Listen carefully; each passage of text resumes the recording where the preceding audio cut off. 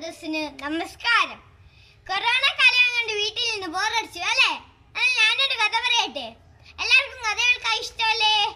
നമ്മുടെ പൂർവ്വപിതാവ് അബ്രാത്തിനെ ദൈവം പരീക്ഷിച്ച കഥ നിങ്ങൾ കേട്ടിട്ടുണ്ടോ? കേട്ടിട്ടില്ലെങ്കിൽ ഇതാ കേട്ടുള്ളൂ. ഒരിക്കൽ ദൈവം അബ്രാത്തെ പരീക്ഷിക്കാൻ തീരുമാനിച്ചു. ദൈവം അബ്രാത്തോട് പറഞ്ഞത് എന്താണെന്നോ? പ്രാർത്ഥിച്ച് ഏകമാണ് ഇസ്ഹാക്കിന് ദൈവത്തിന് ബലി അർപ്പിക്കണമെന്ന്, ദഹനബലി അർപ്പിക്കണമെന്നാ ദൈവം പറഞ്ഞത്. ദഹനബലി എന്താ നിങ്ങൾക്കറിയാമോ? കല്ലക്ക കൂട്ടി വെച്ച് ഒരു തറ ഉണ്ടാക്കി, അതിൻ്റെ മുകളിൽ വിറകൊക്കെ അടുക്കി വെച്ച്, അതിൻ്റെ മുകളിൽ ആടിനെ കിടത്തി തീ കൊളുത്തിയ ദൈവം ഭൂമിയിലേക്ക് വരുമ്പേ ആൾക്കാർ ദൈവത്തോട് പ്രാർത്ഥിക്കുന്നത്. ഇതിനെയാ ദഹനബലി എന്ന് പറയുന്നത്. എന്നാൽ ഇപ്പോ ദൈവം അബ്രാത്തോട് പറഞ്ഞതോ ആട്ടുംകുട്ടിയെ ബലിയല്ല, ഇസാഖിന് ബലിയയക്കാന്. എന്ത് കഷ്ടല്ലേ ദൈവത്തിന്റെ പരീക്ഷണം. അബ്രാം ദൈവം പറഞ്ഞ പോലെ തന്നെ ചെയ്യാൻ തീരുമാനിച്ചു. അബ്രാം അതിരാവിലെ എണീറ്റ് കഴുതയുമായി 2 വേലക്കാരെയും മകൻ ഇസാഖിനെയും കൂട്ടി മലയിലേക്ക് പോയി. 3-ാം നാളായപ്പോൾ അബ്രാം വേലക്കാരോട് പറഞ്ഞു, നിങ്ങൾ കഴുതയുമായി ഇവിടെ നിൽക്കുവിൻ, ഞാനും ഇസാഖും പോയി ദൈവത്തെ ആരാധിച്ചു വരും. അവർ മുന്നോട്ട് നടന്നു.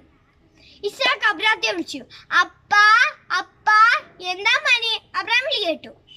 ദഹനബലിക്കുള്ള വിറകും കത്തിയും ഉണ്ടല്ലോ, പക്ഷേ ദഹനബലിക്കുള്ള കുഞ്ഞാടെവിടെ? അബ്രാം പറഞ്ഞു, ദഹനബലിക്കുള്ള കുഞ്ഞാടിനെ ദൈവം തന്നെ തരും.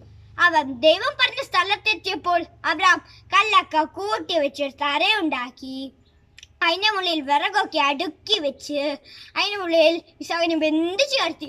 പാവം ഇസാഖിന് മനസ്സിലായി, ആട്ടുംകുട്ടിയല്ലേ ബലി കഴിക്കാൻ പോകുന്നത്, എന്നെ തന്നെയാ ബലി കഴിക്കാൻ പോകുന്നതെന്ന്. അപ്പോൾ അബ്രാം ബലിക്കുള്ള കത്തിയുമായി വന്നു. അപ്പോൾ ദൈവത്തിൻ്റെ ദൂതൻ അബ്രാത്തെ വിളിച്ചു, അബ്രാം അബ്രാം. അബ്രാം വിളി കേട്ടു, നീ നിന്റെ കുഞ്ഞിനെ ഒന്നും ചെയ്ത് ഇസാഖിന്റെ മേൽ കൈവയ്ക്കരുത്, നീ നിന്റെ ദൈവത്തെ ഭയപ്പെടുന്നു എനിക്ക് മനസ്സിലായി. അപ്പോൾ ഒരു ആട്ടുംകുട്ടീൻ്റെ ശബ്ദം കേട്ടപ്പോൾ അബ്രാം തിരിഞ്ഞു നോക്കി. മുൾച്ചെടികളുടെ ഇടയിൽ ഒരു മുടക്കി കിടക്കുന്ന ഒരു മുട്ടാടിനെ അബ്രാം കണ്ടു. ഇസാഖിനെ കെട്ടയച്ച് താഴെ ഇറക്കി കെട്ടിപ്പിടിച്ചു. പകരം ആ മുട്ടാടിനെ ദൈവത്തിന് ബലിയർപ്പിച്ചു. ദൈവത്തിന്റെ പരീക്ഷണത്തിൽ അബ്രാം വിജയിച്ചു. നമ്മുടെ ജീവിതത്തിലും വിശ്വാസം പരീക്ഷിക്കപ്പെടുമ്പോൾ അബ്രാത്തെ പോലെ വാക്കിലും പ്രവൃത്തിയിലും ദൈവത്തിലുള്ള അടിയാർച്ച വിശ്വാസത്തിലും നമുക്കും ജീവിക്കാൻ സാധിക്കണം. ഇതാണ് അബ്രാത്തിന്റെ ജീവിതകഥ നമ്മെ പഠിപ്പിക്കുന്നത്. നന്ദി, നമസ്കാരം, ജയ് ക്രൈസ്റ്റ്.